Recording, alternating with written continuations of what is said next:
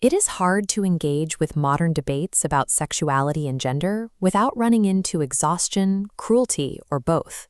We spend so much time arguing over policies and social customs that we often miss the underlying reality.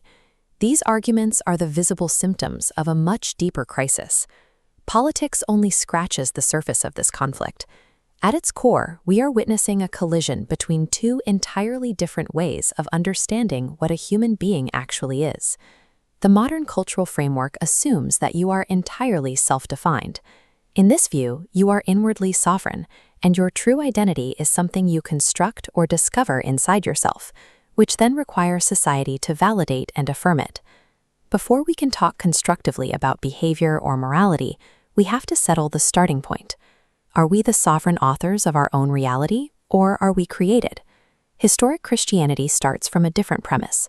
It begins with God. Identity is something we receive, not create. We inherit human nature.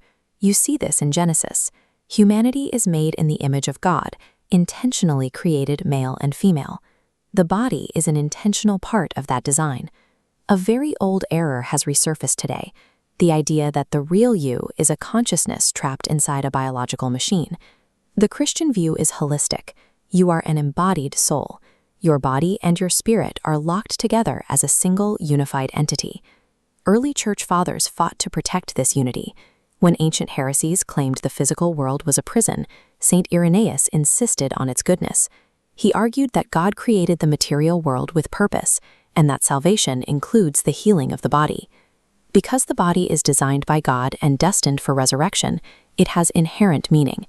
It cannot be treated as raw material to be modified whenever our internal feelings shift. None of this erases the deep tension of the human condition. The feelings of bodily distress, alienation, and intense desires that people experience are real, and navigating them is often painful. Our culture equates our desires with our identity. But the Christian tradition recognizes that because of the fall, our desires are complicated and often distorted. They are something we experience, but they do not reveal who we truly are. The early church used the term the passions to describe these disordered movements of the soul. These are impulses that pull us away from God, requiring discipline, watchfulness, and spiritual healing to reorder. Modern ideology creates a spiritual trap. By defining these broken desires as the core of the self, it makes the process of healing look like an act of self-destruction. This separation of desire from reality fueled a modern sexual revolution. It reframed physical intimacy as a matter of personal autonomy. In this framework, mutual consent is the only moral category, disconnecting sexuality from any concept of holiness. Christ grounds sexuality in a specific created order. When asked about marriage in the Gospel of Matthew, he points back to the beginning, to male and female joined as one flesh. Intimacy has a sacred context, ordered toward covenantal love and the generation of life. St. John Chrysostom described the Christian household as a little church. He viewed marriage as an arena for mutual sanctification, where a husband and wife learn self-giving love and the formation of virtue. Redefining marriage and the body to fit personal preference dismantles the entire logic of creation that underpins Christian theology. We are often handed an ultimatum: either offer total affirmation or be guilty of cruel hatred. The church functions as a hospital for sinners. Christ welcomed who wounded with absolute love, but his mercy was an invitation to transformation, not an endorsement of the condition that brought them to him. Consider a medical analogy. A physician who validates a disease instead of treating it has abandoned the practice of medicine. A church that blesses spiritual confusion has similarly abandoned its mission to heal. This includes challenging the myth that sexual expression is necessary for a fulfilled life. Chastity is a universal calling.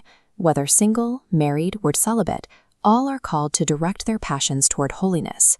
Human wholeness is found in communion with God, rather than the fulfillment of physical urges. This brings us to the ultimate dividing line. The spirit of the age demands pride and self-affirmation. Historic Christianity demands repentance. The Christian tradition presents repentance as a hopeful act. It is the surrender of a fractured human will to the divine will, echoing Christ in Gethsemane, "Not my will, but yours be done." This call applies to everyone. The proud, the greedy, the heterosexual, and the confused all stand in the same need of grace.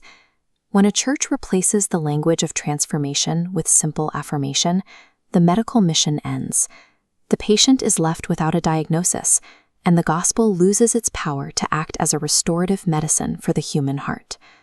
True freedom is found only when the false, self-invented self dies in repentance, allowing the true human person, made in the image of God, to finally live.